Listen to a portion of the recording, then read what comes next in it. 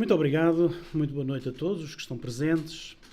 Alguns dos presentes, pelo menos a Carol, já assistiu a esta minha apresentação, pois ela foi a base da sessão inaugural do colóquio de História Militar do ano passado na Comissão Portuguesa de História Militar. Este estudo vai ser publicado no final deste ano. Portanto, tudo aquilo que eu vou dizer está fundamentado em fontes primárias, em documentos de arquivo e em artigos científicos que foram sendo publicados ao longo destes últimos 200 anos. O tema escolhido para esta tertúlia é a independência do Brasil, o quadro Pedro Américo. E porquê? Porque através dele poderemos falar de mitos e realidades sobre os acontecimentos do movimento de independência de 1822 e dos anos seguintes.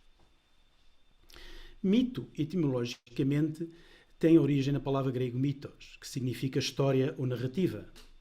A definição de mito não é consensual entre os académicos, que atribuem a este conceito a expressão dos valores religiosos e normas de um povo, ou lhe conferem um caráter funcional e simbólico, considerando como uma narrativa de acontecimentos fantásticos de temáticas transcendentes, históricas e sobrenaturais referentes ao individual ou ao coletivo. No entanto, em linguagem coloquial, entendemos que mito é tudo aquilo que ludibria, que ilude, que oculta a verdade, que engana. Uma ficção na qual muitas pessoas acreditam, mas que na realidade não resiste a um exame profundo e sério de uma análise dita científica. Nesta acessão, os mitos desenvolvem-se a partir de relatos ficcionados, tendo por vezes a sua gênese em factos reais. A sua origem verifica-se através de múltiplos canais e agentes, que podem ser relatos orais ou impressos, aos quais vão acrescentando ocorrências, alterando acontecimentos, ocultando pormenores ou mesmo, por vezes, por maiores. Estas narrativas ficcionadas podem ter, obviamente, um objetivo social ou um objetivo político. Os mitos e as suas asserções podem e devem ser analisados e verificados.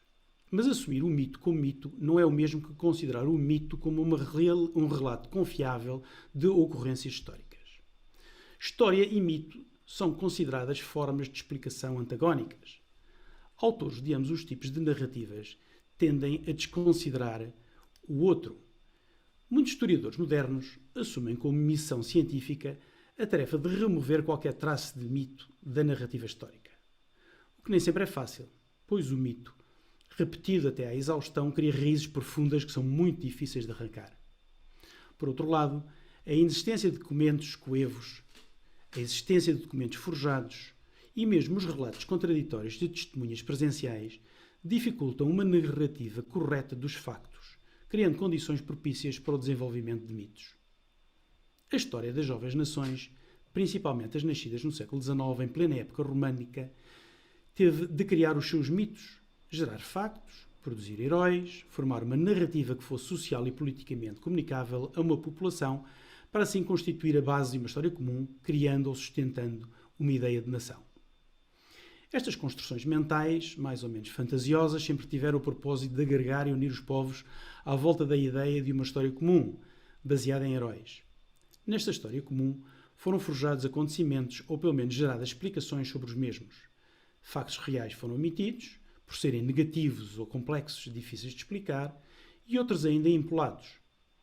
A repetição até a exaustão destas narrativas construídas vieram a criar uma história oficial, cuja refutação contraria o pensamento dominante e o conhecimento comum, o que nunca é bem visto, enfrentando grande dificuldade de publicação e de difusão.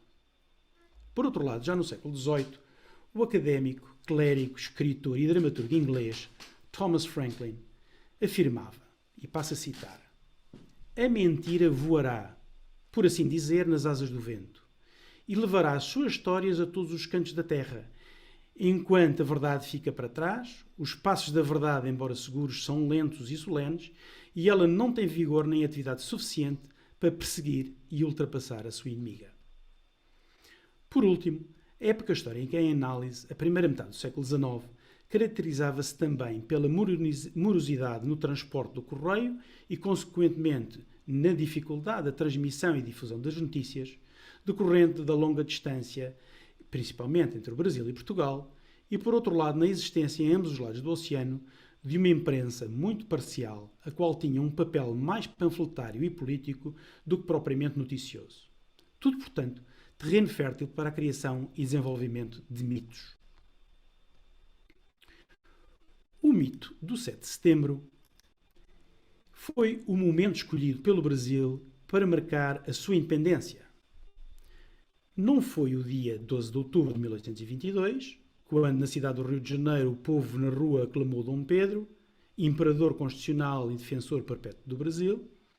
Não foi o dia da coroação de Dom Pedro I, já como imperador do Brasil, que teve no lugar a 1 de dezembro de 1822.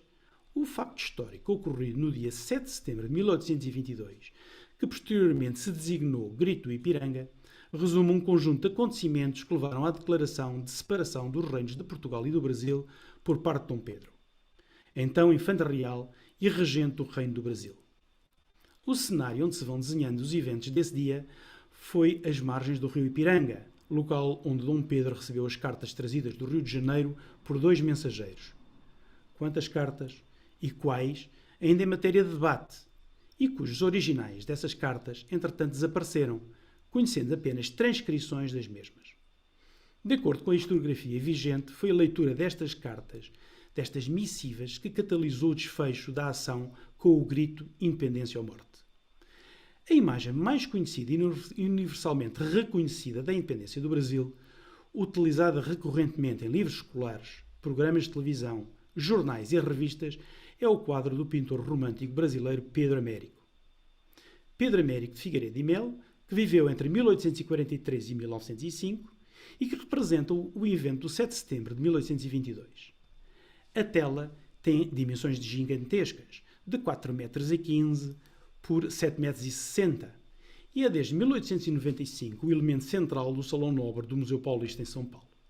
Se nós colocarmos as imagens de um brasileiro médio e de uma brasileira média, com 1,75 m e 1,65 m, podem ver e ter a noção da dimensão deste quadro.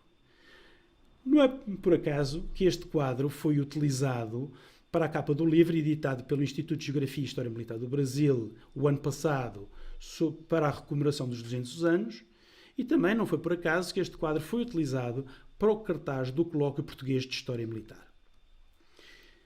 Atribui-se a Confúcio o adágio de que uma imagem vale mais que 1000 palavras. Possivelmente outro mito, pois o registro mais antigo de uma frase semelhante pode apenas ser encontrado em março de 1911, nos Estados Unidos, pelo editor Arthur Brisbane, no jornal Syracuse Advertising Men's Club, e que dizia: "Use a picture, it's worth 1000 words."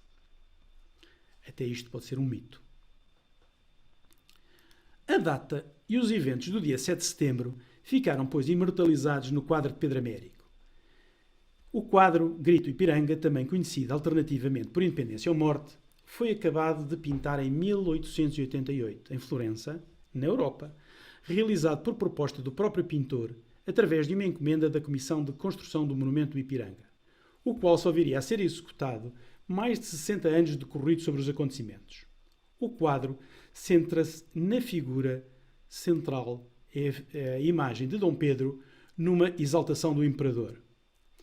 Pelas semelhanças evidentes, Pedro Américo foi alvo de acusações de plágio da obra de 1807 Friedland, do pintor francês Jean-Louis Ernest Meissonier, que foi pintada quase 10 anos antes, retratando a vitória de Napoleão na Batalha de Friedland. O historiador brasileiro José Murilo de Carvalho, num artigo intitulado Os Esplendores da Imortalidade, em 1999, escreveu o seguinte: "A semelhança na composição dos dois quadros é muito grande. Em ambos, a figura central, Dom Pedro e Napoleão, é colocada sobre uma elevação de terreno, cercada por seus Estados-Maiores. Ao seu redor, em movimento circular, soldados entusiasmados saúdam com espadas desembainhadas. A dinâmica das figuras nos dois quadros aponta para o centro, ocupado pelo príncipe e pelo imperador. Sobressai em primeiro plano o movimento dos cavalos. Nos dois casos, finalmente, nenhuma ambiguidade quanto ao objetivo dos pintores, a exaltação do herói guerreiro. Para mim, pode haver uma influência, mas de todo partilho o argumento do plágio. Todos uns influenciam outros. Pedro Américo garantidamente teria conhecimento deste quadro, mas o que é importante é analisarmos o quadro como ele próprio. Até que ponto é que esta imagem, glorificando o momento do 7 de setembro, corresponde à realidade? O próprio autor, Pedro Américo, num texto explicativo sobre a sua obra, afirma: a realidade inspira e não escraviza o autor. Apesar do enorme cuidado em reproduzir de maneira exata os acontecimentos, através de estudos, entrevistas, leituras e investigações, o pintor reconhece numa carta que acompanhou o seu quadro e que foi republicada em 1999, ele próprio, nas suas palavras, diz que desenvolveu algumas liberdades artísticas, entre outras. O Dom Pedro estava montado num belo cavalo e não numa bela besta baia. A face do imperador, do futuro imperador, não revelava o seu desconforto, resultante da sua condição de saúde, que até há bem pouco tempo era caracterizada por frequentes desarranjos intestinais, do quais sofreria nesse dia, mas que, de acordo com a recente documentação encontrada no Arquivo Almeida, pertencente à Biblioteca da Ajuda, em Lisboa, o príncipe regente padecia de graves problemas de hemorroidal, o que deveria causar grande sofrimento nas longas viagens a cavalo. A guarda de honra que o acompanhava, com uniformes de parada e não com o pequeno uniforme, como seria natural, os laços em azul e carmim que estão a arrancar das suas fardas, quando o recente decreto que definia estas cores, assinado em Lisboa, ainda nem sequer tinha chegado ao Brasil, coloca muitos figurantes que até não estavam presentes, como é o caso do próprio Pedro Américo, num disfarçado autorretrato armado de chapéu de chuva. Os cavalos de raça europeia e não as alimárias típicas da colónia. E, por último, até a proximidade com o regato do Ipiranga, que, por certo, não passaria àquela distância do ato. Estava a algumas centenas de metros. Ainda na mesma carta, Pedro Américo autoelogia-se e enaltece a minúcia da sua pesquisa, a sinceridade do seu método e a grande propriedade de que carece o pintor de história para não desfigurar e antes restaurar com linguagem de arte um acontecimento que ele não presenciou e todos desejam contemplar revestido dos esplendores da imortalidade. Fim de citação do próprio Pedro Américo. A reprodução e difusão generalizada deste quadro ao longo dos anos transformou, assim dizer, em história, revisitando a própria história como se tratasse de uma representação factual. Convém, pois, analisá-lo com profundidade e, através dele, abordar alguns dos mitos que persistem sobre a história da independência do Brasil, quer no Brasil, quer mesmo em Portugal. O quadro monumental representa um Dom Pedro herói, que se encontra no centro da tela, com a espada levantada, proclamando a independência do Brasil nas margens do Ipiranga. Embora o quadro represente uma cena verosímil, ela não é totalmente verídica. Por um lado, garantidamente, a comitiva de Dom Pedro era bem menor do que o quadro mostra. Os cavalos representados são de raça europeia e não as alimárias típicas da colónia. O imperador fardava uma singela fardeta de polícia, de acordo com uma testemunha do local, o Marcondes, e que subira vindo da cidade de Santos, a íngreme Serra do Mar, ao longo da calçada de Lorena, uma via em pedra construída em 1792, transpondo mais de 700 metros de desnível numa região de mata densa e altos índices pluviométricos. E ainda por cima, a sua condição de saúde acima referida o forçava a parar constantemente. Dom Pedro montava, de acordo com Marcondes, uma bela besta baia gateada, ou dito de uma forma, por Belchior, o padre Belchior, uma bela besta baia. E de acordo com o testemunho presencial, a sua comitiva não usaria cavalos, mas sim animais cruzados acostumados ao clima e à orografia da região. Por outro lado, os uniformes brancos da Guarda de Honra foram apenas adotados quase 100 anos depois e nunca poderiam ser usadas espadas e capacetes de modelos que nem sequer existiam na época. Por último, a intenção de Pedro Américo não foi pintar a realidade, mas criar uma realidade. Como Paulo Resutti, escritor e investigador histórico paulista, autor das biografias de Dom Pedro I e Dona Leopoldina, membro titular do Instituto Histórico e Geográfico de São Paulo, colocou, passo a citar o que ele escreveu. A tela de Pedro Américo, intitulada Independência ou Morte, que hoje se encontra no Salão Nobre do Museu Paulista, não tem nenhuma relação fidedigna com o que de facto se passou na ocasião. Exceção feita ao retrato de alguns dos envolvidos e a algo da topografia do local. O restante foi completamente inventado pelo pintor. Não que ele fosse um mentiroso com Tomás, muito pelo contrário. Quando se solicitava o retrato histórico de um evento, valia mais o modo de contar a história, que fosse bonita e dignificasse os personagens envolvidos, do que a representação fiel.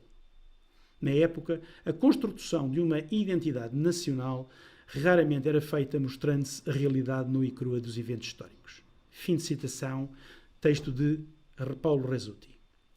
Há relatos distintos, não propriamente contraditórios, mas com detalhes diferentes sobre o mesmo. Existem 5 registros históricos de entre os presentes na margem do Rio Ipiranga e, portanto, de testemunhas presenciais. A primeira, o retrato de Manuel Marcondes de Oliveira e Melo, na época Capitão-Mor, mais tarde Coronel e Barão de Pindamonhangaba, que acompanhou Dom Pedro na viagem de São Paulo, e Santos como segundo comandante da Guarda de Honra, e que vemos aqui na imagem de uniforme de dragão à frente da Guarda do Príncipe, e que escreveu o seu relato 40 anos após os acontecimentos. Portanto, é algo que já foi, digamos assim, uma memória bastante tardia. Temos um segundo relato, que é o relato de António Leite Pereira da Gama Lobo, conhecido como Gama Lobo, de Pindamonhangaba, nascido em Faro e que acompanhou Dom Pedro a Santos como coronel e primeiro comandante da Guarda de Honra, vestido com um traje civil, e desconhece quando foi publicado pela primeira vez este relato, mas há apenas uma primeira referência ao seu relato em 1854, isto é, 32 anos após o 7 de setembro.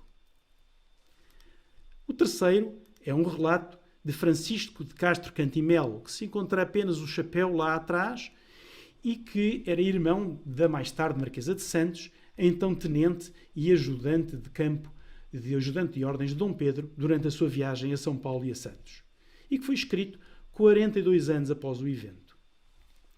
Um quarto relato é o relato do Padre Belchior, que se encontra aqui atrás, na pintura de Pedro, o Padre Belchior Pinheiro de Oliveira, que era familiar dos Andradas e que foi publicado antes de 1826, mas cujo original se desconhece, pelo que alguns historiadores questionam mesmo a sua autenticidade. Acompanhante e mentor de Dom Pedro, o Padre Belchior foi a Minas e a São Paulo e era um dos poucos eruditos da comitiva. E o seu registro é muito significativo. E finalmente temos uma quinta testemunha presencial que escreve umas suas memórias, Francisco Gomes da Silva, que se encontra de chapéu alto aqui neste centro e que era conhecido por Chalaça, grande confidente e amigo de Dom Pedro, que escreve as suas memórias, publicadas em Londres em 1831, mas nas quais não dá qualquer importância ao evento do 7 de setembro. A utilização da própria expressão independência ou morte, referente ao brado hipoteticamente lançado por Dom Pedro nas margens do Ipiranga, não é consensual e não há de todo unanimidade nos diversos relatos. Se não, vejamos. Gama Lobo registra ter ouvido de Dom Pedro as frases "Viva o Brasil livre e independente" e ainda a frase "Será nossa divisa de hora em diante independência ou morte". Marcondes, no seu relato, relata que Dom Pedro, após o encontro com a Guarda de Honra, afirmou, e passo a citar, que as cortes portuguesas queiram massacrar o Brasil, pelo que se devia imediatamente declarar a sua independência. E arrancando o tope português que trazia no chapéu e laçando-o por terra, soltou o braço de independência ou morte. Por seu lado, Cantimelo escreveu o seguinte: depois de um momento de reflexão, bradou: é tempo, independência ou morte, estamos separados de Portugal. O Padre Belchior, que fala registra que Dom Pedro fala da separação e que acrescentou, palavras de Dom Pedro: respondemos com um viva ao Brasil, independente e separado, e um viva a Dom Pedro. Palavras do Pedro Belchior.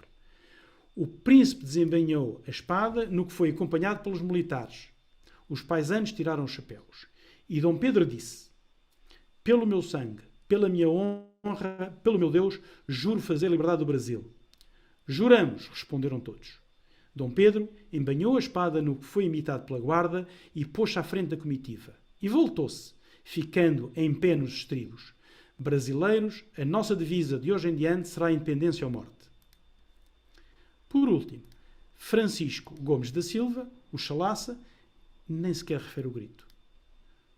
Ou seja, 5 testemunhos presenciais, 5 afirmações distintas. O lema Independência ou Morte, que imortalizou toda a narrativa do dia 7 de setembro, aliás, não resultou da imaginação ou de uma intuição súbita do príncipe nesse dia, incitado pelas cartas recebidas do Rio de Janeiro.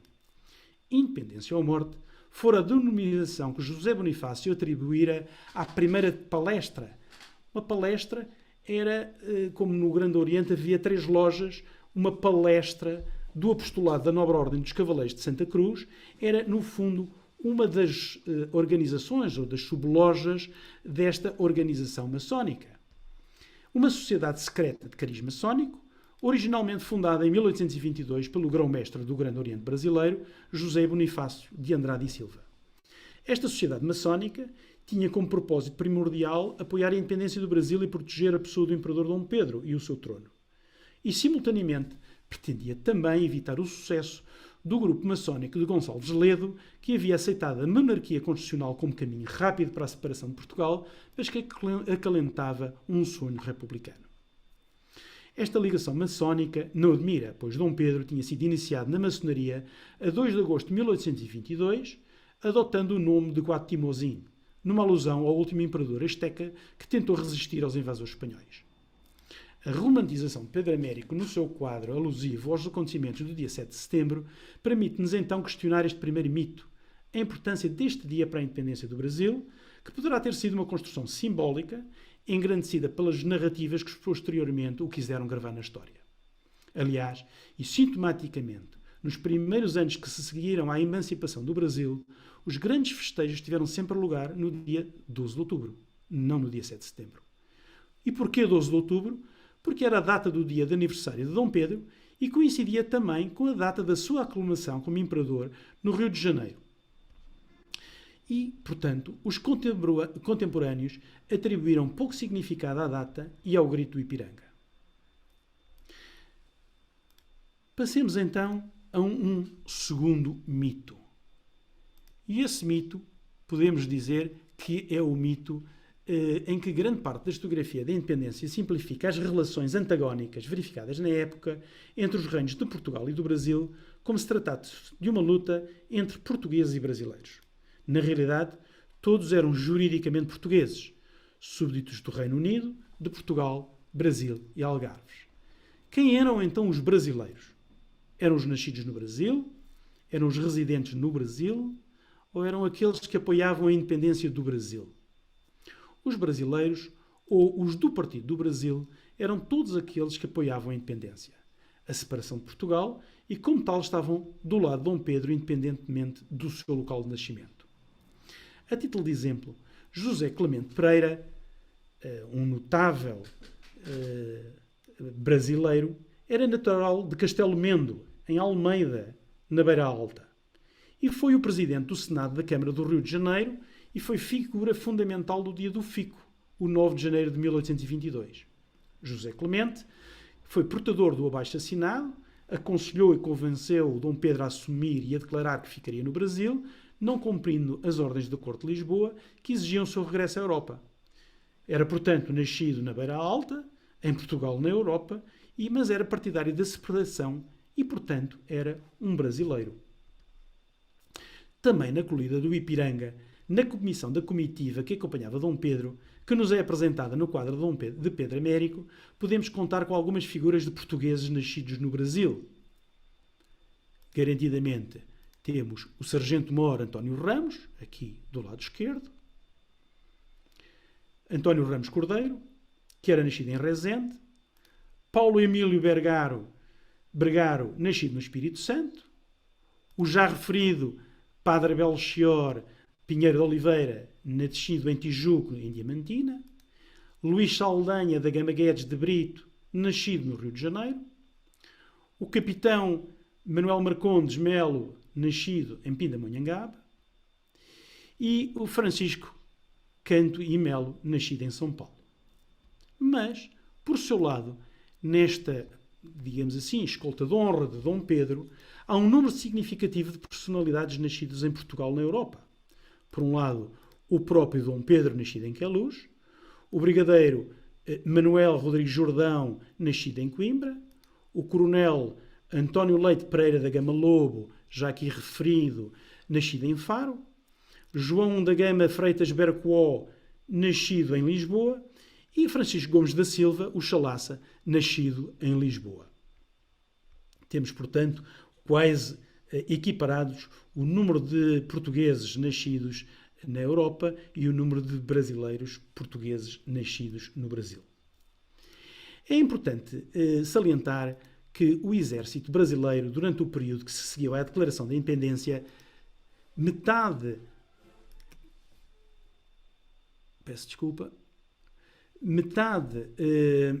dos oficiais generais eram nascidos em Portugal na Europa.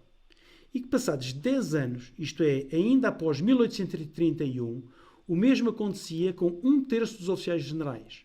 Um terço dos oficiais generais em 1831 era ainda nascido em Portugal na Europa. E a situação não era muito diferente nos outros postos de oficiais. Por outro lado, as unidades do exército português enviadas para o Brasil durante a década anterior e presentes em 1822 foram incorporando também vários elementos nascidos no Brasil. E muitos soldados da própria força enviados para render os elementos da divisão auxiliadora se voluntariaram para o serviço do príncipe, permanecendo no Brasil. Mas se as unidades do exército de Portugal, fiéis às Cortes de Lisboa, tinham militares nascidos no Brasil, também as unidades do exército brasileiro tinham militares nascidos em Portugal na Europa. Da mesma forma, os títulos de nobreza atribuídos por Dom Pedro entre 1822 e 1831 foram maioritariamente destinados a nascidos em Portugal na Europa. Como, por exemplo, podemos referir o Visconde e mais tarde Marquês da Cunha, Francisco da Costa de Sousa Macedo, nascido em Lisboa, o Visconde de Rezende, António Teles da Silva Caminho e Menezes, nascido em Torres Vedras, o Visconde de Castro, João de Castro Cantimelo, nascido em Angra do Heroísmo, nos Açores, o Barão e Visconde de Laguna, Carlos Frederico Lecor, que era nascido em Lisboa, o Barão de Vila Real da Praia Grande, Caetano Pinto de Miranda Montenegro, nascido em Lamego, o Barão de Sousel, nascido em Sousel, o Barão e Visconde e Marquês de Cantagalo, o Bercoó, já anteriormente referido, nascido em Lisboa, o Barão de Lages, nascido em Olivença, o Barão do Pati do Alferes e mais tarde Visconde de Lorena e Marquês de Jacarepaguá, nascido em Setúbal, o Barão e Visconde de Pelotas, nascido em Lisboa, o Barão e Conde do Rio Pardo, nascido no Porto, o Barão de Inhomirim, nascido em Guimarães, o Barão do Rio da Prata, nascido em Gradis, Aguiar da Beira, o Barão de Sorocaba, nascido em Lisboa, o Barão de Vila Bela, nascido em Castelo de Vide, o Visconde de Camamu, nascido em Chamusca, etc, etc, etc, etc. Ou seja, muitos deles tinham sido militares do exército português, ou eram nobres portugueses da corte de Dom João VI, ou ainda magistrados e funcionários da corte que optaram por ficar no Brasil, aderindo à independência e apoiando Dom Pedro I. A Assembleia Geral Constituinte, inaugurada no Rio de Janeiro no dia 12 de maio de 1823 e encerrada antes de tempo por ordem de Dom Pedro no dia 12 de novembro do mesmo ano, nela foram discussões sobre a cidadania foram fundamentais e foram interessantes e reveladoras da dificuldade em distinguir as definições do que era ser brasileiro e também do que era ser cidadão brasileiro. Uma definição era certa e dá-me ideia que incontroversa. Índios, escravos e escravos forros eram brasileiros, mas não eram cidadãos brasileiros. A Constituição Política do Império do Brasil, elaborada pelo Conselho de Estado e otorgada pelo Imperador Dom Pedro a 25 de março de 24, definia como cidadão brasileiro todos os nascidos no Brasil e todos os filhos de pai brasileiro, mas também, passo a citar, todos os nascidos em Portugal e suas possessões, que sendo já residentes no Brasil na época em que se proclamou a independência nas províncias onde habitavam, aderiram a esta expressita ou tacitamente pela continuação da sua residência. É o título 2º, artigo 6º, número 4 da Constituição Brasileira.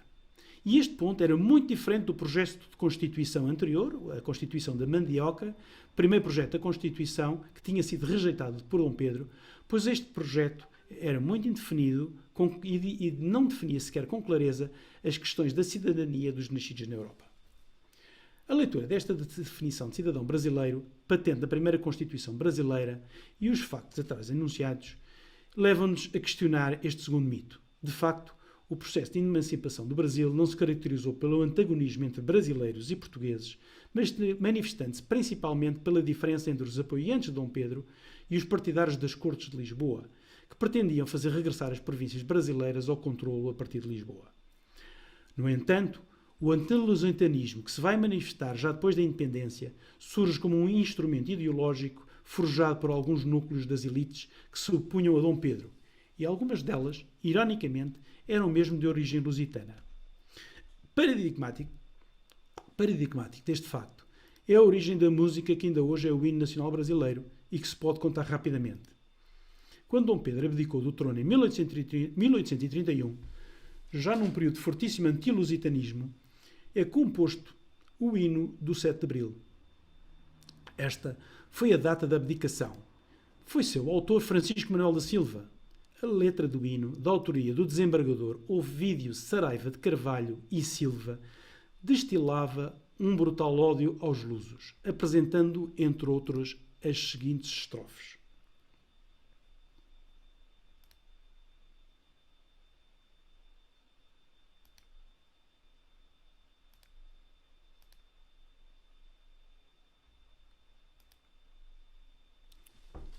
Peço desculpa.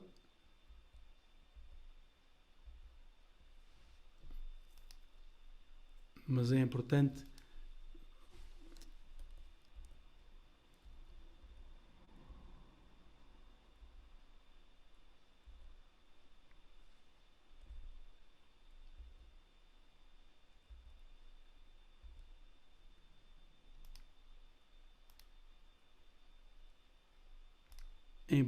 vermos as estrofes que foram escritas para o hino da abdicação. Não consigo. Bom, mas então eu leio. Os bronzes da tirania já no Brasil não roquejam. Os monstros que escravizavam já entre nós não vicejam.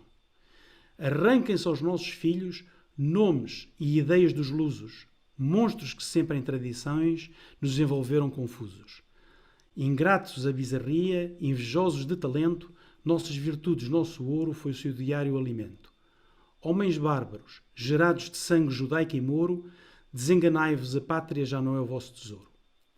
O autor destes versos, Ovídio Saraiva de Carvalho e Silva, nascido na vila de São João da Parnaíba, no Piauí, e como o próprio nome indica, Carvalho e Silva, era descendente de portugueses.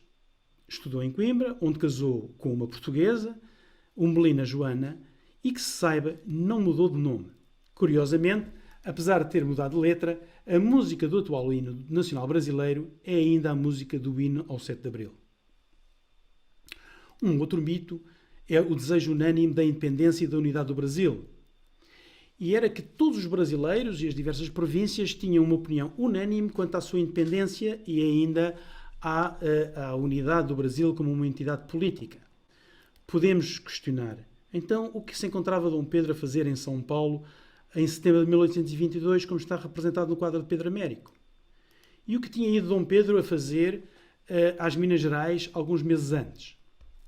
Na verdade, no período de 23 de março a 21 de abril, Dom Pedro tinha-se deslocado do Rio de Janeiro a Minas para resolver o problema da insubmissão da Junta Governativa do Ouro Preto, que, na ausência de Teixeira de Vasconcelos, seu presidente, passo a citar, tomara a liberdade de decretar o que bem lhe parecia, desobedecendo ao Rio de Janeiro. A Junta insubmissa não pretendia seguir as ordens do Rio, apresentando uma visão separatista contra a União das Províncias. A admissão dos acusados de insubmissão e a mera presença de Dom Pedro, acompanhado apenas por 4 companheiros de viagem e uma escolta de 3 soldados, foram suficientes para desvanecer o perigo de um motim e assegurar a adesão das milícias e a fidelidade das câmaras municipais das Minas Gerais. Meses mais tarde, em São Paulo, parte do governo local decidiu seguir Lisboa em detrimento do Rio de Janeiro e, consequentemente, expulsar da Junta Governativa de São Paulo Martim Francisco de Andrada, irmão de José Bonifácio, que foi preso e enviado para o Rio de Janeiro.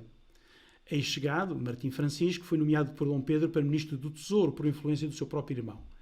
Os Andradas propuseram de seguida a demissão do presidente da Junta Governativa de São Paulo e a sua imediata apresentação no Rio para ser julgado, ordem que foi obviamente desobedecida. Dom Pedro resolveu ter uma atitude semelhante à que havia tido com Minas Gerais com tanto sucesso e partiu para São Paulo para resolver o problema, deslocando-se pessoalmente à Baixada Santista e a São Paulo. E que veio dar exatamente a cena que é representada no quadro de Pedro Américo. A situação no Brasil era muito mais complexa do que a diferença entre os partidários da independência e os partidários da fidelidade às Cortes de Lisboa. As grandes cisões encontravam-se relativamente ao grau de independência de cada província, mas principalmente ao nível ideológico, na dicotomia entre os defensores da monarquia absoluta e aqueles que advogavam uma monarquia constitucional. Estes últimos, por seu lado, ainda se dividiam entre os moderados que pugnavam pela importância do papel moderador do monarca e os mais radicais que queriam um monarca fantoche com mero papel protocolar. Mas para além dos monárquicos, ainda havia os defensores da República como modelo de governação, como nos diz o historiador brasileiro Francisco Vernagen. Não faltando já alguns que se inclinavam à democracia e republicanismo, e cada uma destas 3 comunhões fracionava-se ainda, inclinando-se uns à união em Portugal e outros à independência. Tínhamos, pois, que esta divisão dos brasileiros e dos portugueses não garantia uma unidade de pensamento desde o princípio. E assim não foram pacíficos o processo de Constituição e os trabalhos da Assembleia Constituinte, formada para dar uma Constituição ao Brasil, convocada por Dom Pedro a 3 de junho. Já aqui falado, o projeto inicial de Constituição, denominada jocosamente por Constituição da Mandioca, pela importância da pressão dos grandes proprietários, foi começada a discutir pelos representantes das províncias no Rio de Janeiro, quase um ano depois, a partir de maio de 23. A Assembleia, dominada pelos irmãos Andradas e pelo Partido Brasileiro, defendia a posição dos grandes fazendeiros, deixando de fora do projeto as questões do esclavagismo, a questão do latifúndio, defendendo os interesses da aristocracia rural brasileira. O anteprojeto retirava mesmo o papel moderador ao imperador, à semelhança da Constituição Portuguesa de 1822, e era também, como esta, plamada da Constituição Revolucionária de Cádiz de 1812, para além de ser objetivamente xenófoba relativamente aos portugueses. A discussão interminável entre fações perdurou até que a crise política culminou apenas 6 meses depois, em novembro de 1823, com a dissolução por Dom Pedro I da Assembleia, a prisão e deportação de alguns dos seus deputados, entre os quais os 3 irmãos Andradas, e a formação de um Conselho de Estado para redigir uma Carta Constitucional, que viria a ser outorgada no ano de 1824 e que se manteve em vigor com algumas emendas até 1891. A Constituição de 1824 impôs o projeto político de Dom Pedro, inovando com liberdades como, por exemplo, a liberdade do culto religioso, a liberdade de imprensa, a liberdade de opinião, e veio inspirar a Carta Constitucional Portuguesa de 1826. Entretanto, também no Norte, no Maranhão, na Bahia, no Pará, mas também no Sul, na Cisplatina, houve movimentos de adesão às cortes constituídas em Lisboa, criando assim um poder centrípeto em relação ao Rio de Janeiro. Estes movimentos conduziram, obviamente, à decisão de Dom Pedro de enviar forças militares para fazer regressar à União as províncias desavindas. Também na desconstrução do mito do unanimismo da nação brasileira se verifica que a ideia romântica de uma vontade única e unânime de independência se sobrepõe antes uma realidade de diferentes fações ideológicas que se antagonizavam e provocaram avanço e recusa em todo o processo político de independência.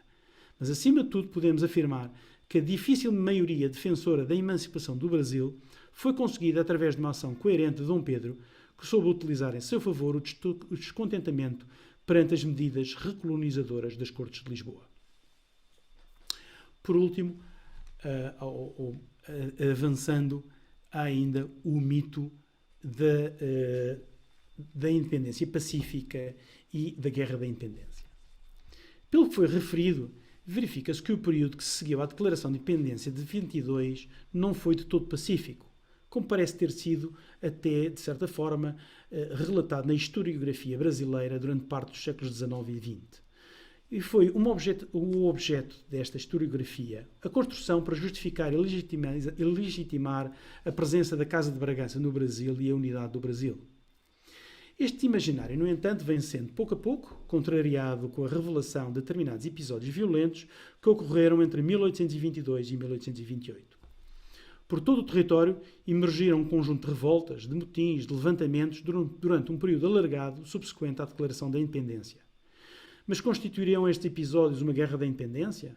Ou terá sido uma guerra civil, como justifica o diplomata e historiador brasileiro Oliveira Lima no seu livro O Movimento da Independência de 1922?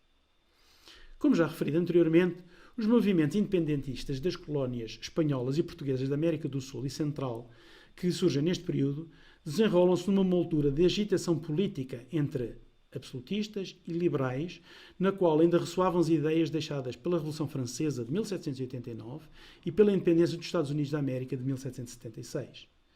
No entanto, a influência destas ideias foi igualmente transversal em todos os países europeus e rapidamente extrapolou para outros continentes, sobretudo as colónias da América do Sul. No entanto, quer as colónias espanholas e portuguesas e consequência da crise das monarquias peninsulares tiveram configurações completamente distintas. O movimento de independência configurou uma dinâmica de índole ideológica coletiva, na qual as forças leais a Dom Pedro tiveram de se afirmar perante os elementos do Partido Português, que preferiam manter uma relação com Lisboa, mas de igualmente sofreram o antagonismo de forças provinciais que estavam interessadas em manter um elevado grau de autonomia das suas províncias em relação a um governo centralizado a partir do Rio. A independência do Brasil não foi uma transição pacífica, como pretendeu esta historiografia, mas também esteve longe de ser uma guerra de independência libertadora que opunha povos colonizados ao opressor colonizador. É necessário encarar os episódios de confrontos entre as diversas forças como uma afirmação de grupos de cidadãos que partilhavam uma identidade estrutural comum baseada em fatores sociais, económicos, culturais e políticos. Por último, de certa forma, também é construída o mito libertador do fim do colonialismo e do esclavagismo. Na realidade, construiu-se em redor da narrativa de que o grito de revolta que conduziu à independência do Brasil pretendia o fim do colonialismo e do esclavagismo. A liberdade pretendia não condenava de todo o modelo económico colonial e não propunha a abolição do sistema de produção agrícola e pecuária, baseado no trabalho escravo. A isto acresce ainda o mito de que os próprios escravos foram também fautores da independência.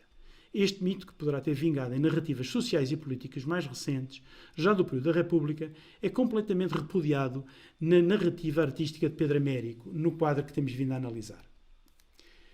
Pedro Américo coloca em primeiro plano um caipira, um camponês pobre, provavelmente um mestiço de branco e índio, com o seu carro de bois. Uma figura, nas palavras da investigadora Schlista, uma figura tosca, rota, pés descalços, cujo corpo robusto com partes descobertas, contrastante com a elegância do imperador em seu uniforme, e que assiste estupefacto a esta cena, mas sem dela participar. E ainda, se analisarmos bem, em segundo plano, completamente ignorado, um escravo negro com um burro, ignorando ele mesmo a cena de independência, caminhando mesmo em sentido de afastamento da ação principal que se desenrola nas margens do Ipiranga. É impossível saber com exatidão a dimensão da população do Brasil no início do século XIX e, portanto, também a proporção da sua composição racial e a percentagem da sua população escrava. No entanto, há estudos recentes que permitem afirmar com uma razoável certeza que o Brasil teria, em 1822, uma população de cerca de 4,5 milhões de habitantes, das quais 1 milhão seriam ameríndios silvestres. E para termos um fator de comparação, esta população total do Brasil de 4,5 milhões era equivalente à existente na época em Portugal, na Europa.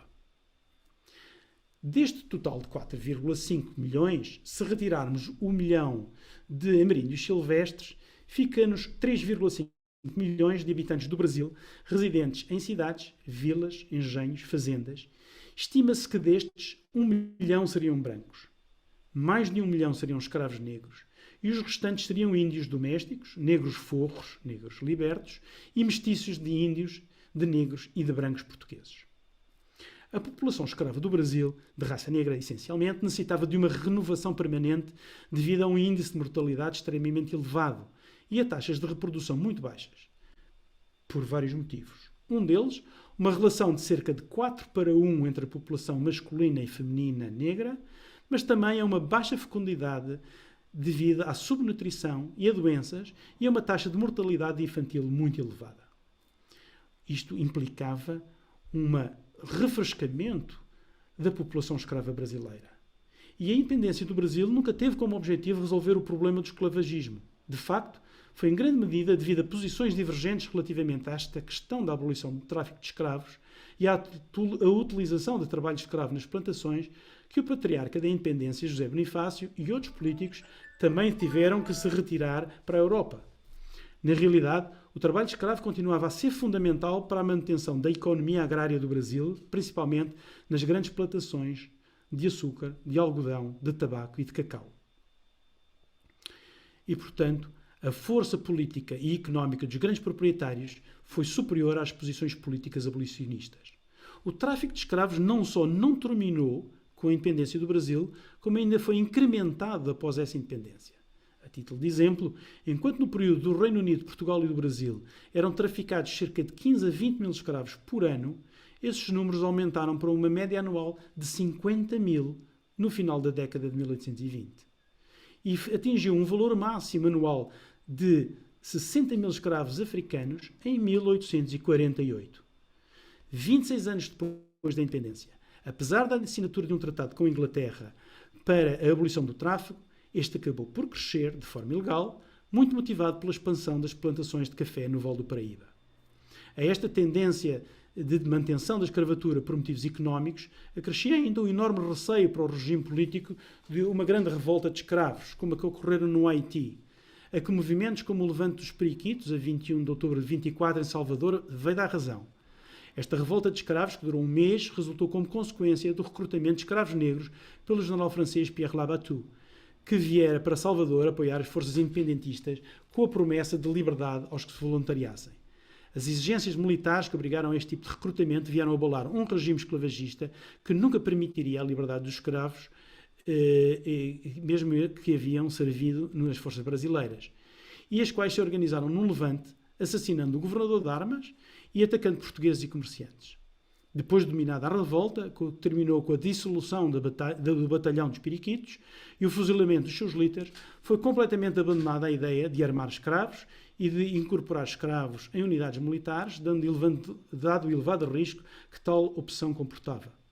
A independência do Brasil foi um movimento de elites que não tinha por fim terminar com o sistema esclavagista, mas proteger o direito de propriedade dos senhores e o modelo económico vigente. A análise detalhada do quadro peramérico dá muita matéria para repensar os mitos históricos da independência do Brasil.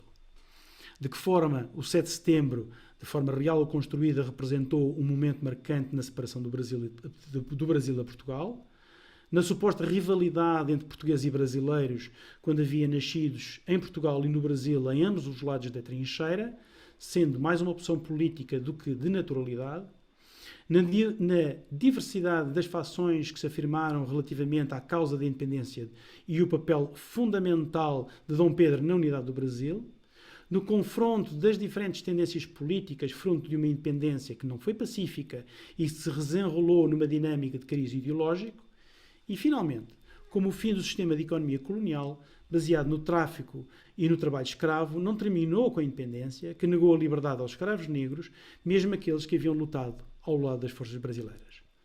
No fundo, podemos dizer que Pedro Américo imortalizou uma cena que não existiu, mas deixou nas entrelinhas muitas mensagens que hoje podemos entender e analisar.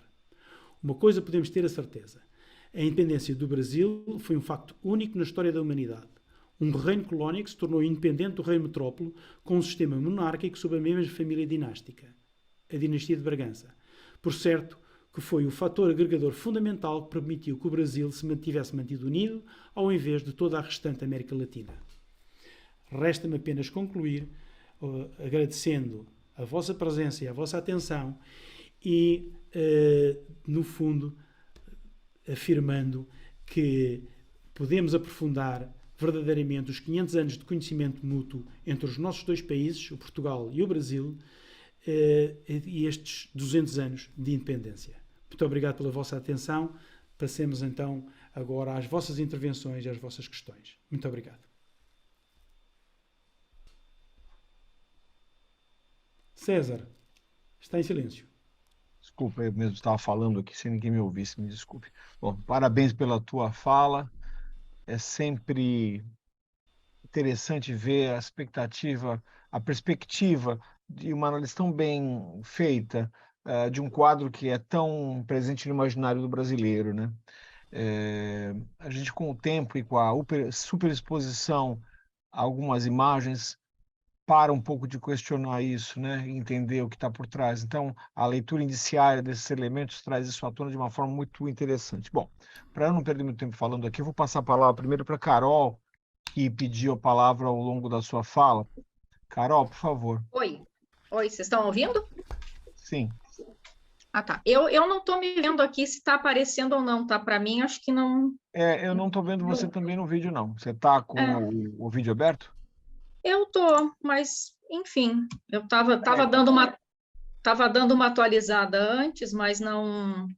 Enfim, vocês estão me ouvindo, isso que importa. Sim, perfeitamente. Então, primeiro, boa noite para todos que estão aqui juntos. Agradeço, né, de novo, pela oportunidade de ouvir o Rui falar do nosso grande mito. E aí, Rui, me faz questionar, e aí eu lanço uma hipótese mesmo, né, porque eu estudo mulheres e Forças Armadas Brasileiras. E já falei sobre o ato de Maria Leopoldina do Brasil, juntamente com José Bonifácio, que é a nossa independência de fato sendo realizada, né? E não o que eu chamo de um grito estridente à margem de um riacho, que é uma imagem e uma figuração, digamos assim, né? Bem varonil, o que me leva a crer, né, já que você coloca com dados, e até você traz o Zé Murilo de Carvalho, né, na formação das almas, que os mitos, às vezes, eles devem ser reconhecidos e são criados justamente para que se forme uma identidade de nação. Tem que partir de algum lugar, então cria-se um mito.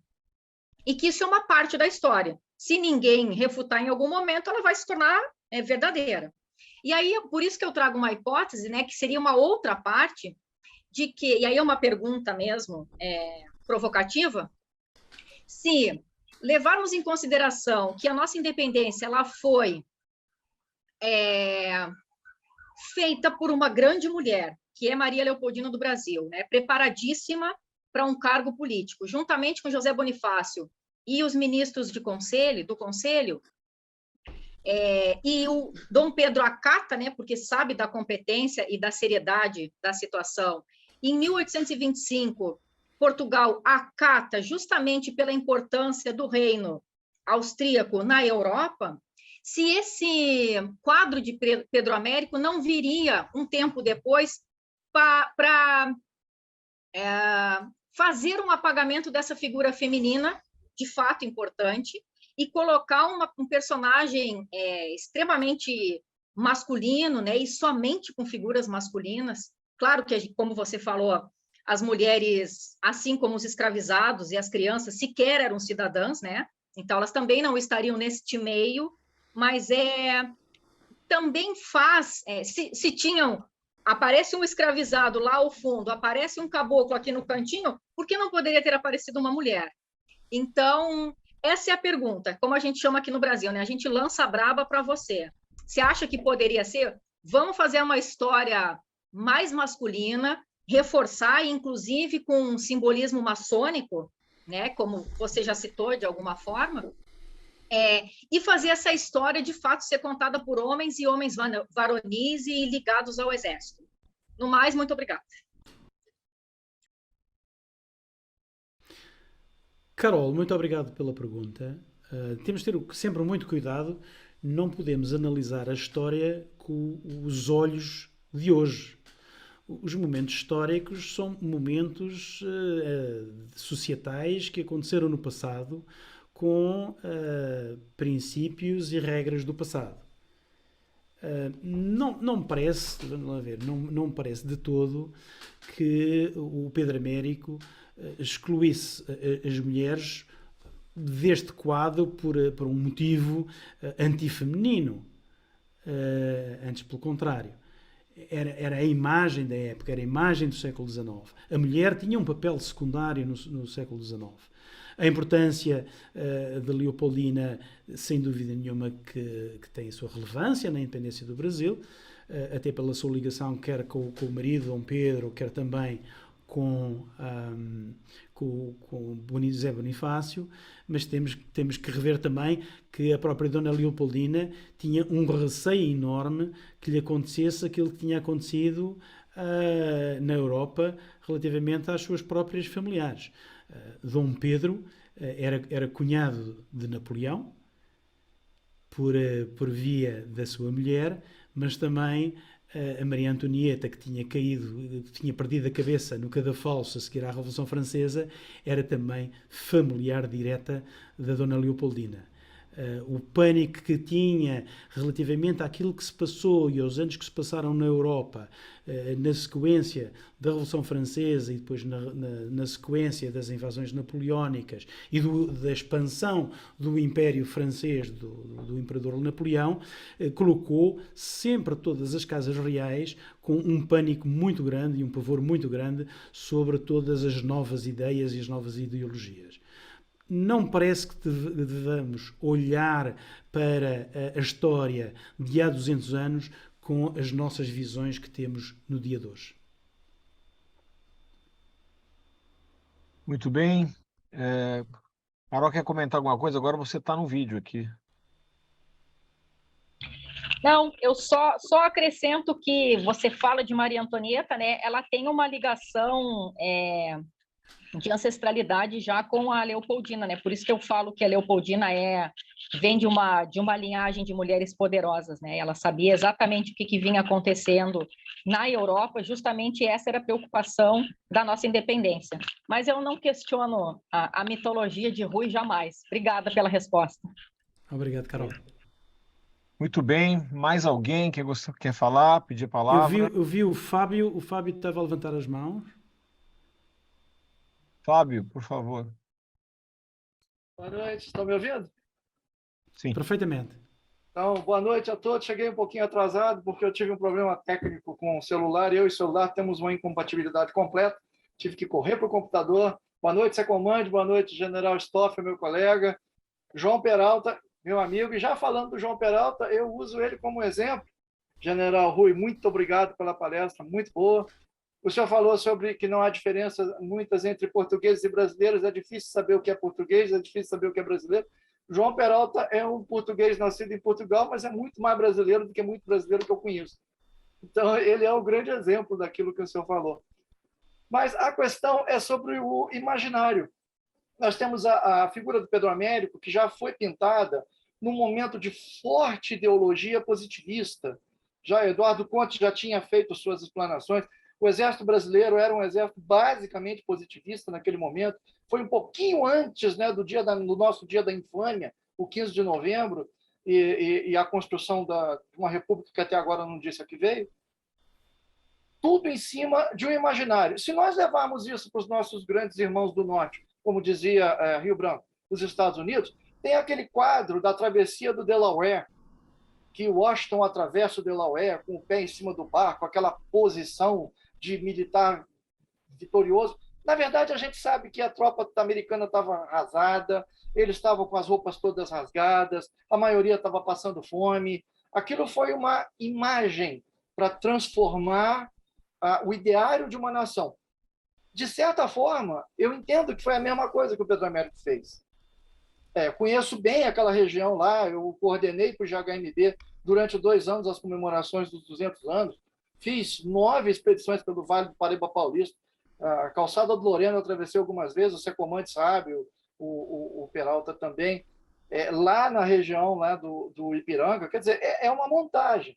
Então, a questão que eu coloco não foi um momento de assertiva de nacionalidade que percorreu a América inteira, na verdade, não só a América do Sul, que pega o século XIX basicamente inteiro. Não, vamos lá ver, são coisas diferentes. Uma coisa é a independência do Brasil, outra coisa é o quadro do Pedro Américo. O artista, e aconselho a todos a lerem a publicação, grande parte dela até está em acesso aberto na internet, que foi republicada em 1999 pela Universidade de São Paulo, que tem o título O Brado do Ipiranga, da Cecília Salles Oliveira e da Cláudia Valadão de Matos, contexto completo da Carta de Pedro Américo.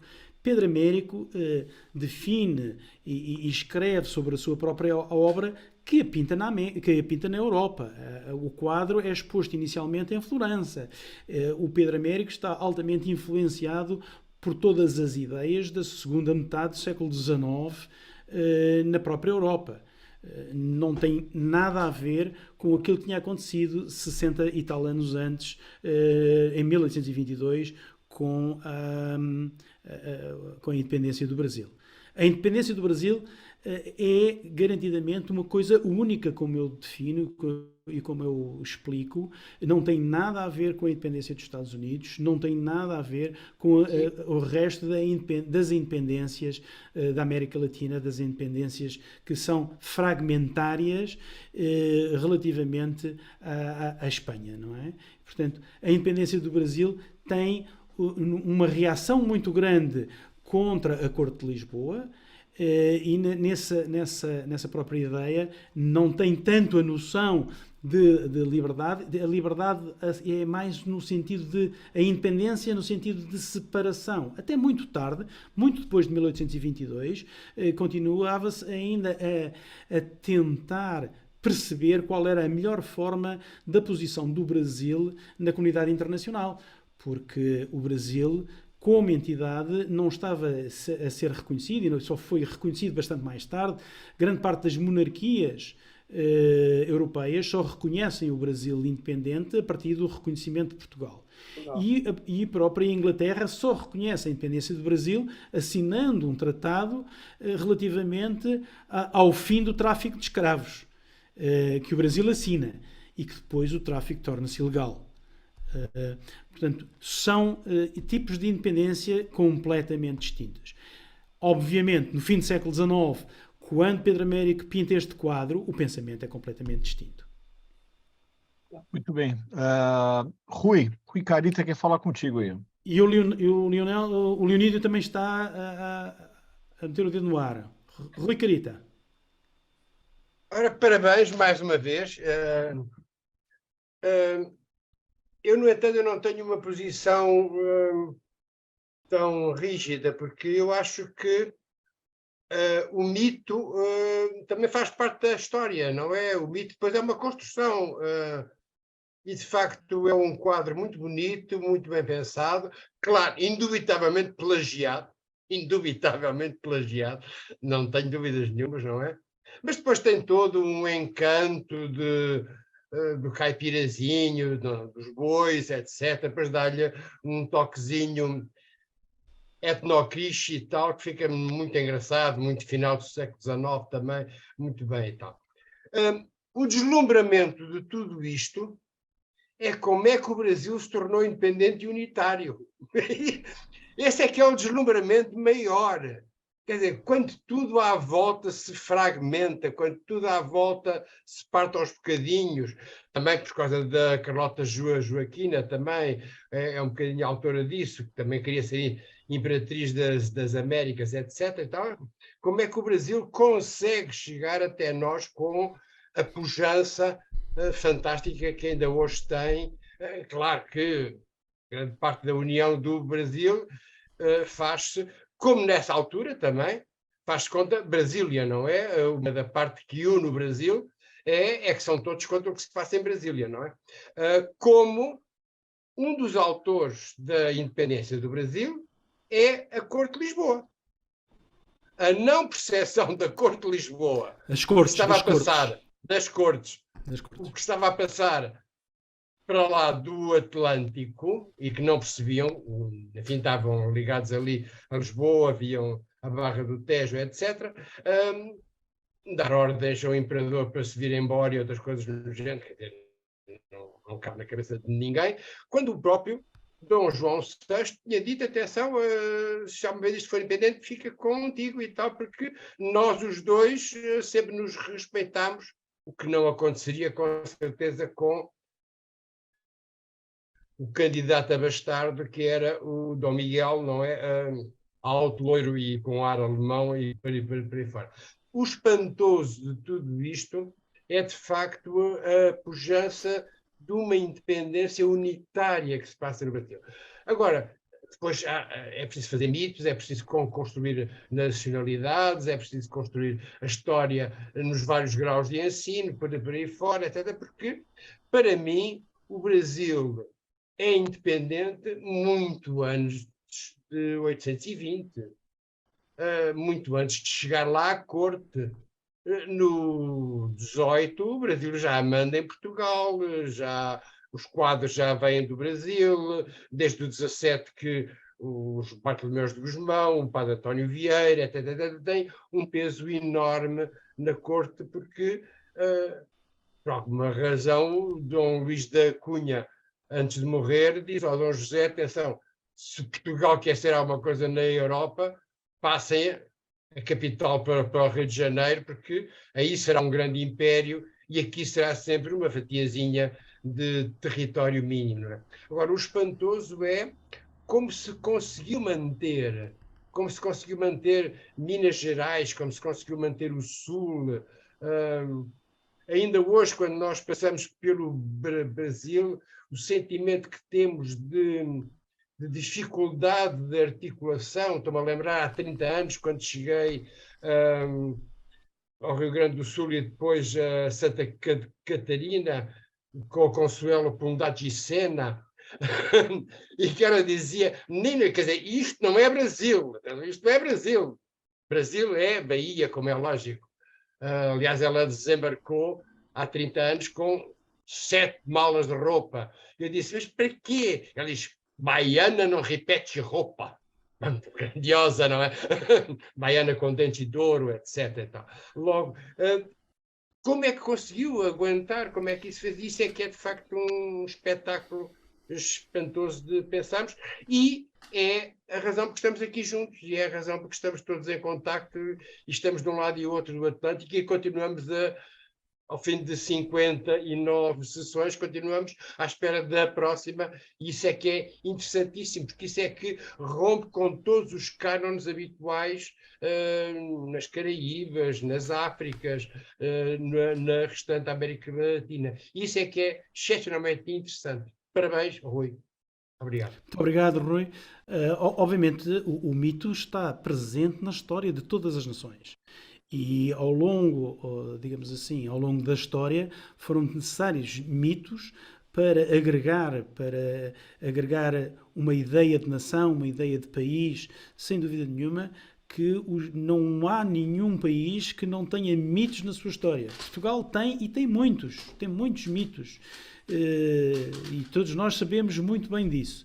Portanto, eu não contesto a existência dos mitos, eu apenas os levanto que são mitos para os compreender, e compreendo-os muito bem, os mitos e a sua formação, principalmente numa sociedade do século XIX. Não tenho dúvida absolutamente nenhuma. Contesta um bocadinho da questão do plágio do Pedro Américo. Todos os artistas são influenciados uns pelos outros, como é óbvio. Há uma grande influência do quadro de Napoleão, mas não podemos dizer que é um plágio. E continuo e concordo em absoluto com o mesmo espanto da importância que é a unificação do Brasil e a manutenção desse grande país de língua portuguesa, que se manteve ao longo destes 200 anos unido e que conseguiu manter-se unido à volta do Dom Pedro, por influência do Dom Pedro, na época de seguir à independência. E continuou-se a manter unido, mesmo após a abdicação do Dom Pedro I. Portanto, sem dúvida nenhuma que a construção do Brasil é uma obra absolutamente incontornável da universalidade e da história mundial. Obrigado, Rui, pelas suas palavras. Eu peço só desculpa. Sim. Eu quando pus o problema do plágio, é um bocado já pintor, não é? Digamos que não, plágio é um bocado forçado, inspiração. Sim. Tudo bem, quer dizer, agora, que é inspirado do outro é indubitavelmente. Agora, o plágio às vezes é um bocado duro, o termo, e tudo bem. Temos o Leonídio e o Pedro Avilés. Leonídio? Olá, boa noite, Rui. Parabéns pela apresentação. Queria só aqui de dar algumas achegas que me parecem muito curiosas. Quando nós estamos a analisar a história, muitas vezes temos que perceber que há decisões que foram tomadas há séculos e que vão ter consequências que quem as tomou nunca imaginou, mas que elas, ao serem tomadas, tomam uma espécie de vida própria que definem muito o que vai ser no futuro. Por exemplo, os espanhóis põem muito na internet uma coisa que lhes orgulha, que é a quantidade de universidades que abriram na América Língua Espanhola. Portugal não põe porque não abriu nenhuma. Foi preciso chegar lá, Dom João VI, para finalmente haver uma universidade no Brasil. Sem olhar para o mérito da decisão espanhola ou para o desmérito da decisão portuguesa, é evidente, e hoje a historiografia latino-americana sabe disso, que a principal causa da falha do projeto de Bolívar foi exatamente haver uma universidade em cada grande cidade da América Língua Espanhola. Caracas, Bogotá, Lima, Buenos Aires. E, portanto, a partir do momento que há uma elite formada numa universidade, as lealdades são regionais e já não são para um projeto pan-americano. Pelo contrário, o Brasil, ao não ter universidades, tem toda a gente ir para Coimbra, todas as elites. O José Bonifácio, mas todos. E o próprio José Murilo de Carvalho, já falámos aqui há pouco tempo, quando foi na Honoris Causa em Coimbra, falou exatamente sobre isso, como os chamados coimbrões tinham sido decisivos na fase posterior à declaração de independência, exatamente porque aquelas pessoas, estivessem eles no extremo sul do Brasil ou no extremo norte do Brasil, elas de repente sentiam mais solidariedade uns com os outros e com o aparelho de Estado que estava a ser construído, do que com as elites locais com quem não tinha nada a ver, os tais fazendeiros e por aí fora. E, portanto, eu aqui chamo a atenção que muitas vezes decisões, independentemente do seu mérito ou desmérito, condicionam e vão fazer com que... Por outro lado, acho que há um fator muito interessante também na relação da separação de Portugal e do Brasil que deve ser realçado. Quando Portugal reconhece o Brasil em 1825, é com mediação britânica, todas as monarquias europeias esperaram, que só não esperou os Estados Unidos, portanto foram os que se anteciparam a Portugal. Mas todas as monarquias europeias esperaram, mas também sabiam que não tinham que esperar muito, porque a separação permitia a dinastia dos Bragança nos dois lados, a relação entre Dom Pedro e Dom João era de pai e filho e muito amigável, e portanto havia fórmulas para conseguir resolver isto. E o que eu acho espantoso é, 1825 Portugal está a reconhecer a independência do Brasil, a imigração portuguesa para o Brasil continua em força, o Real Gabinete de Leitura no Rio de Janeiro é uma obra da comunidade imigrante pós-independência. Muitas vezes as pessoas ficam espantadas porque acham que é um produto qualquer da presença colonial portuguesa, que não é, é dos imigrantes portugueses pós-independência. E para vermos o contraponto com isto, em 1864, a Espanha envia uma armada numa espécie de volta ao mundo, e quando essa armada sobe a costa do Chile e chega ao Peru, decide bombardear o Peru. Ou seja, a Espanha 40 anos depois da última batalha que expulsou os espanhóis da América Latina, ainda não tinha reconhecido a independência do Peru. E se aquele bombardeamento não foi uma ação de reconquista, porque era possível, foi claramente uma reação de revanche, de vingança. E, portanto, há aqui diferenças que são difíceis de explicar, têm razões muitas vezes que não têm a ver com questões de política definidas, mas que vão ser decisivas. Rui, só para acrescentar em relação àqueles nomes que deu de portugueses que foram decisivos no processo da independência do Brasil. O primeiro embaixador que o Brasil enviou aos Estados Unidos para obter o reconhecimento, o José Silvestre Rebelo, é um nascido em Portugal, que vai para o Brasil numa data que não se sabe, mas faz toda a sua vida no Brasil, e portanto é o homem que vai para os Estados Unidos e que consegue o primeiro reconhecimento da independência do Brasil. E aqui há um outro pormenor, e termino mesmo agora. O José Silvestre Rebelo teve sucesso por ter uma grande capacidade de negociar com os americanos. Mas as instruções que ele levava da diplomacia brasileira eram de uma qualidade tal que incluíam, à última hora, a doutrina Monroe e como é que o Brasil podia reagir à doutrina Monroe. É uma questão de meses entre a doutrina Monroe e a chegada de Silvestre Rebelo aos Estados Unidos. Praticamente estão previstas todas as dúvidas que os Estados Unidos podem equacionar. Isto tem a ver com a qualidade da diplomacia brasileira. E o que é que se sabe dessa diplomacia brasileira? Os 10 primeiros ministros dos negócios estrangeiros do Império tinham sido todos altos funcionários da monarquia, ou portuguesa ou luso-brasileira, com Dom João VI. Quando se olha para a Grande Colômbia de Bolívar, dos 10 primeiros ministros dos negócios estrangeiros, há um que foi um funcionário médio da coroa espanhola. Portanto, há aqui um processo diferente, não só de participação de portugueses nascidos em Portugal no processo de independência, como esta transferência de acordo para o Rio de Janeiro e a passagem de funcionários portugueses para o Rio de Janeiro criou aqui uma elite luso-brasileira que vai fazer a diferença, pelo menos nos primórdios do Brasil. E fico por aqui. Muito obrigado, Leonídio. No fundo, é um complemento àquilo que eu aqui sim disse, e em nada contraria e concordo em absoluto com o facto de que houve uma elite intelectual, toda ela formada em Coimbra, e que deu uma unificação para a construção das próprias elites brasileiras e que permitia uma facilidade de diálogo muito grande entre as diversas províncias. E sem dúvida nenhuma que Dom João VI, quando vai para o Brasil, quando da primeira invasão francesa, leva praticamente um aparelho de Estado que vai dar, sem dúvida nenhuma, uma forma completamente diferente à organização estatal dentro do Brasil. Sem dúvida nenhuma. Muito obrigado, Leonídio. Tínhamos agora então o Pedro Avilés. Muito boa tarde. Primeiro, meus parabéns ao Rui. Mais uma vez, você fez aqui uma palestra interessantíssima e estou praticamente de acordo com tudo quanto disse e várias coisas que disse, foi das primeiras vezes que eu as ouvi.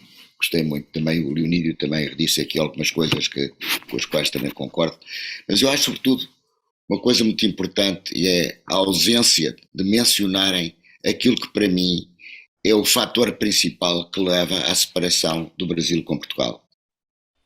É pura e simplesmente a economia. É a economia. E é espantoso que não se faça acento nisso, porque o que acontece, a ideia romântica da união de Portugal e do Brasil, que Dom João VI queria tentar implementar e que não funcionou porque justamente quando a Revolução de 1920, que é também, por sua vez, uma revolução económica em Portugal, mais que ideológica, a de 1817, que era ideológica, tinha exatamente falado, por isso não estava a tratar no aspecto que era fundamental. 1920, em Portugal, é uma revolução da burguesia frustrada e revoltada com a posição do Brasil, a posição económica do Brasil, e a dependência económica que Portugal tinha do Brasil, e que vem com essa tal ideia, perfeitamente também suicida, de querer retirar ao Brasil o estatuto de reino que o Dom João tinha dado poucos anos antes, e fazê-lo regressar a província. Mas tudo isto porquê? Porque a burguesia portuguesa, a indústria portuguesa tinha perdido o comércio do Brasil. O comércio do Brasil é que alimentava a economia portuguesa, totalmente. 70% do nosso comércio era o comércio do Brasil. E portanto, ao retirarmos o comércio do Brasil com a transferência de acordo para o Brasil, com as aberturas das fronteiras do Brasil, sobretudo à Inglaterra, mas também a outros países, de repente são duas realidades. Para os brasileiros era uma situação de independência económica que acabavam de conquistar e que não de maneira nenhuma iam aceitar voltar atrás. Para os portugueses era completamente de uma ingenuidade total, quer dizer, tentar pensar que podíamos voltar a uma situação anterior àquela da transferência da família real para o Brasil e do desenvolvimento que essa transferência ocasionou no Brasil. O Brasil rebentou, organizou-se, criou-se com uma pujança que não havia hipótese de voltar atrás. Portanto, era isso só que eu queria acrescentar, é que quando falamos nesta independência de Portugal e do Brasil, não interessa dizer quantos dos brasileiros eram portugueses, evidentemente que eram muitos portugueses, mas o interesse económico brasileiro, de repente, era uma realidade geográfica e sociológica enormíssima, que não aceitava mais a possibilidade de uma dependência ou de uma relação com um país que precisava, ainda por cima, precisava deles para desenvolver a sua economia. Aqui está uma outra crítica que eu costumo sempre fazer aos nossos descobrimentos e à nossa epopeia, é que Portugal nunca desenvolveu aquilo que os holandeses e os ingleses desenvolveram, que era a transformação do nosso mercantilismo, a transformação industrial e comercial e industrial daquilo que íamos trazendo do mundo para Lisboa e que entregávamos pura e simplesmente por preguiça aos ingleses, aos holandeses, aos franceses e a outros, e ficávamos, portanto, numa situação em que nunca desenvolvemos a nossa economia para além daquilo que foi. Pronto, era só isto, era sobretudo acentuar que por trás de tudo isto temos que ver a economia. Obrigado. Muito obrigado, Pedro, e concordo em absoluto com o aspecto económico, que é absolutamente vital. E com a abertura dos portos do Brasil, quando Dom João VI chega, altera completamente algo que já não era possível de voltar atrás. Se ainda pudesse acrescentar uma coisa, só... Muito sintético. Muito sintético. Era dar igual ao quadro que aqui foi objeto desta tua intervenção, é o quadro que existe no Brasil, em que está o Dom Pedro a bordo de uma nau portuguesa e que está o general Jorge de Avilés, que era nessa altura o governador militar do Rio de Janeiro, que tinha deixado por Dom João VI.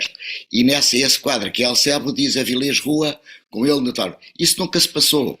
O que se passou foi exatamente ao contrário. Foi o Avilés que foi com os oficiais para evitar desencadear uma guerra civil, quando recebe as ordens de Lisboa, que tem que trazer o príncipe Dom Pedro para Lisboa, ele vê que não poderia tentar forçar isso militarmente, porque ia fazer explotar uma revolta sangrenta, uma guerra civil com certeza, e que portanto diz aos vários oficiais dos vários regimentos, aqueles que me quiserem acompanhar, vamos dar esta ordem ao Dom Pedro no seu próprio palácio. E vão ao palácio de Dom Pedro, e quando dizem isto a Dom Pedro é que lhe diz: tu é que és meu prisioneiro. E foi aí que os faz retirar para a praia, e o que o general faz perguntar entre os vários oficiais e soldados das tropas portuguesas, aqueles que queriam voltar queriam continuar fiéis ao Dom João e queriam voltar para Portugal, que fossem ter com ele à praia. E aqueles que queriam ficar com o Dom Pedro, mas depois, evidentemente, ficariam no Brasil. É só porque, Marcelo, é também um quadro que existe e que também é irreal, que não é verdadeiro, que não foi exatamente ao contrário. Muito obrigado. Temos só mais um inscrito, estamos já a ultrapassar todo o tempo, mas eu já tinha visto, por acaso, o Luís Pinhel tinha levantado o braço e peço que seja muito sintético. E é o último a tomar a palavra. Boa noite, general. Não, na verdade foi palmas e parabéns a todos pela exposição, tá? Muito obrigado. Muito obrigado. Obrigadíssimo. Pronto.